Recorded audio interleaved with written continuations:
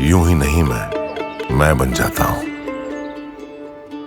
कुदरत के कोने कोने से खूबियां खोज लाता हूं। गुणवत्ता की गहराइयों का गोताखोर हूं मैं। यूं ही नहीं मैं रजनीगंधा बन जाता हूं। कांग्रेस उद्धव ठाकरे की शिवसेना और शरद पवार की एनसीपी में सीटों को लेकर बात बन नहीं पा रही। लोकसभा चुनाव के दौरान महाराष्ट्र में कांग्रेस सबसे बड़ी पार्टी थी। उसी हिसाब से कांग्रेस अपने लिए सीटों की डिमांड कर रही है, जबकि उद्धव ठाकरे को लगता है कि महाराष्ट्र उनका होम स्टेट है तो उनको ज्यादा सीटों पर लड़ना चाहिए। शरद पवार भी अपनी अलग बिसात बिछा रहे हैं। आप देखिए कि सीटों को लेकर महाराष्ट्र में चल क्या रहा इंडी गठबंधन के बीच। भाई कांग्रेस कह रही है कि 100 से ज्यादा सीटें हमको दे दीजिए, क्योंकि अभी लोकसभा में हमको अच्छे नंबर आए थे तो हमको 100 से ज्यादा सीट चाहिए। उद्धव ठाकरे की पार्टी कह रही है कि एक काम कीजिए, 100 से ज्यादा हमको दे दीजिए। शरद पवार की पार्टी को 75 सीटें मिल सकती हैं। 80% सीटों पर सहमति बनने का दावा किया जा रहा है। 30 से 40 सीटों पर अभी तक बात ही नहीं बन पाई। यह तो सीट शेयरिंग का फॉर्मूला है जिस पर अभी मुहर लगनी बाकी है, और इसी वजह से महाराष्ट्र में इंडी गठबंधन टूटता दिख रहा है। सीट शेयरिंग अभी तक फाइनल नहीं होने की वजह विदर्भ की सीटें, जिसके बारे में आगे आपको बताऊंगा। लेकिन पहले सुनिए संजय राउत को, जो उम्मीद जता रहे हैं कि जल्दी ही सीटों का बंटवारा हो जाएगा।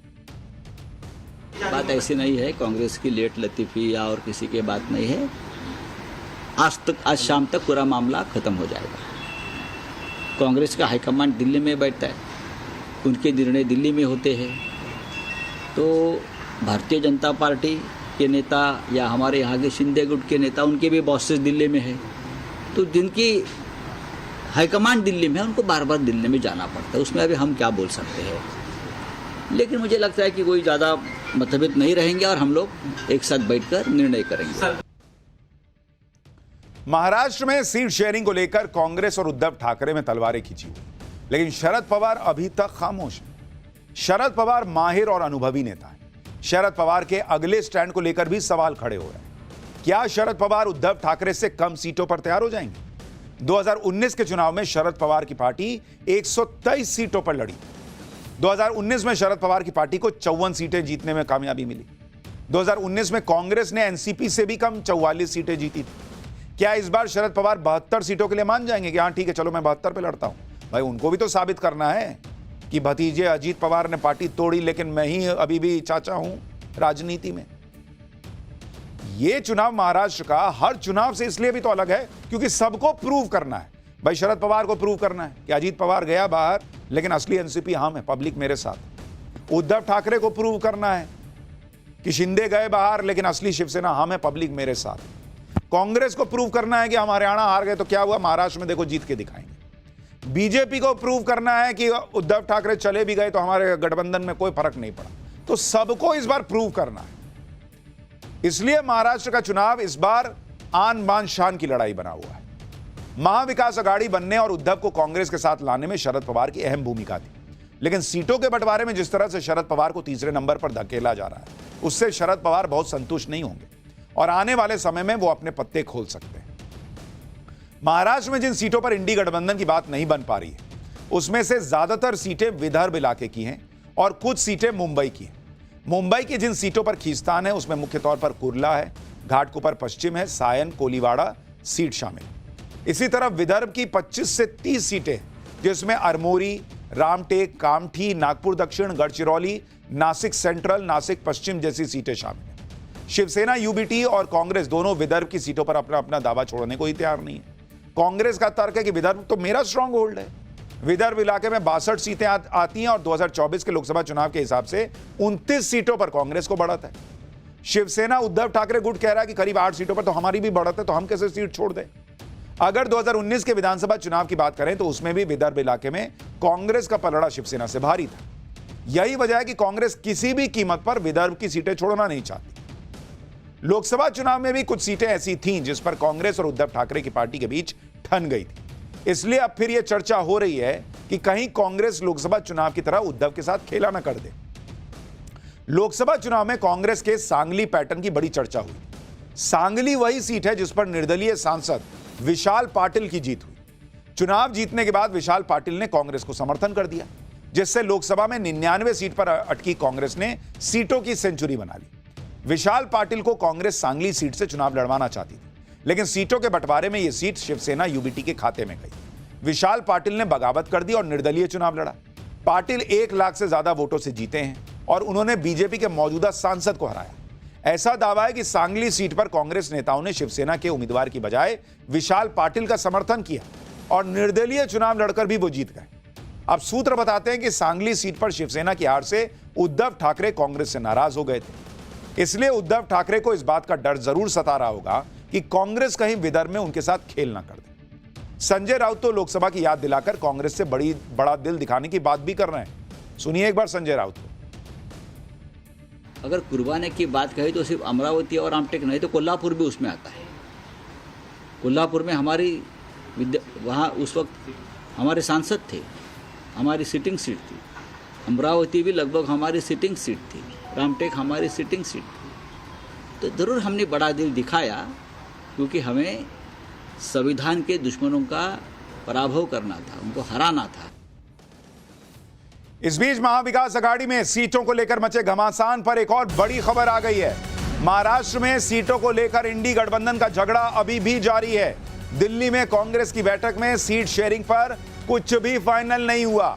25 अक्टूबर को फिर से कांग्रेस सीईसी की बैठक होगी। उससे पहले कल मुंबई में फिर से महाविकास अघाड़ी की बैठक होगी। सीटों के बंटवारे को लेकर बैठक में चर्चा होगी। यानी जो अभी आप सुन रहे थे संजय राउत को, जो ये कह रहे थे कि दिल्ली में आला कमान बैठा है कांग्रेस का, आज शाम तक सीटों का ऐलान हो जाएगा। बॉस, हमारे पास खबर यह आ रही है कि सीटों को लेकर कुछ भी फाइनल नहीं हुआ है। अगली बैठक सीईसी की अब 25 को होगी। उससे पहले महाविकास अघाड़ी की एक बैठक होगी और उसमें क्या निकल पाएगा इस पर सबकी नजर रहेगी। हालांकि आज सबकी नजरें दिल्ली में होने वाली सीईसी की बैठक पर थी और उम्मीद थी कि आज सीट शेयरिंग पर कांग्रेस कुछ फाइनल कर देगी और कल मुंबई में ऐलान हो जाएगा।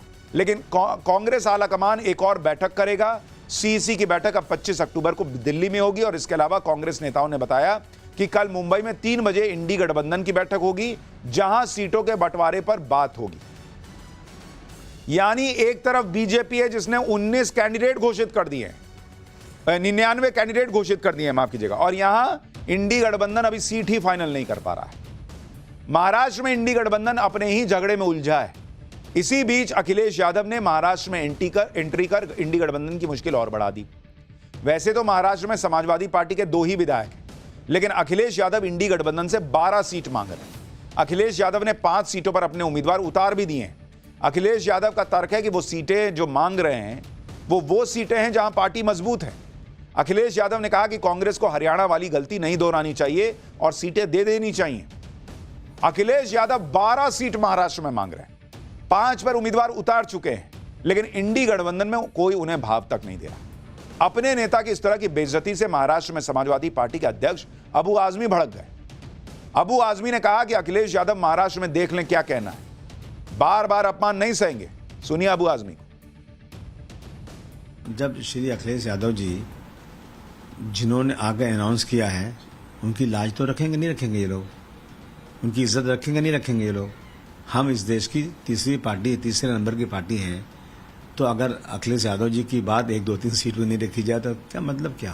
तो नहीं लड़ाऊंगा इलेक्शन, सब खत्म कर दूंगा, नहीं लड़ूंगा इलेक्शन। अगर ऐसी करना है तो छोड़ दूंगा, राजनीति संन्यास ले लूंगा, दे दूंगा अखिलेश भाई को, बनाइए किसी को, चलाइए, मैं नहीं चलाता। अगर ये सब करना है तो मुझे नहीं, मैं 5 से कम मुझे सीट लेने का सवाल ही पैदा नहीं होता।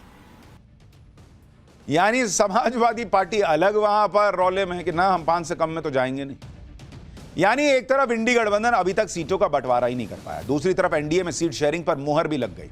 18 अक्टूबर की देर रात गृह मंत्री अमित शाह के घर एनडीए दलों की बैठक हुई थी, जिसमें महाराष्ट्र के मुख्यमंत्री एकनाथ शिंदे, डिप्टी सीएम देवेंद्र फडणवीस और डिप्टी सीएम अजीत पवार शामिल हुए थे। इस दौरान सीटों के बंटवारे को फाइनल किया गया, जिसके मुताबिक महाराष्ट्र में बीजेपी 155 सीटों पर लड़ेगी, यह फाइनल हो गया बताया जा रहा है। शिवसेना शिंदे गुट 78 सीटों पर लड़ेगी और एनसीपी जो है अजीत पवार वाली, उसको 55 सीटें दी गई हैं। सीट शेयरिंग फाइनल होने के साथ ही बीजेपी ने 99 सीटों पर उम्मीदवारों का ऐलान भी कर दिया। बीजेपी की पहली लिस्ट में 6 सीटें एसटी और 4 सीटें एससी के लिए हैं। 13 सीटों पर महिलाओं को टिकट दिया गया है। बीजेपी की पहली लिस्ट में 79 मौजूदा विधायकों को दोबारा टिकट मिला है। यह होती है चुनावी तैयारी। फटाफट सीटों का बंटवारा हो गया, फटाफट कैंडिडेट का ऐलान भी हो गया। कुल मिलाकर महाराष्ट्र में इंडी गठबंधन का यह हाल है कि एक एक सीट के लिए भयंकर लड़ाई हो रही है, क्योंकि मामला राज्य की सरकार का है और जिसकी जितनी सीट होगी उसकी बार्गेनिंग पावर उतनी ज्यादा होगी। फिर भी कुछ लोग हैं जो इंडी गठबंधन के लिए माहौल बनाते रहते हैं।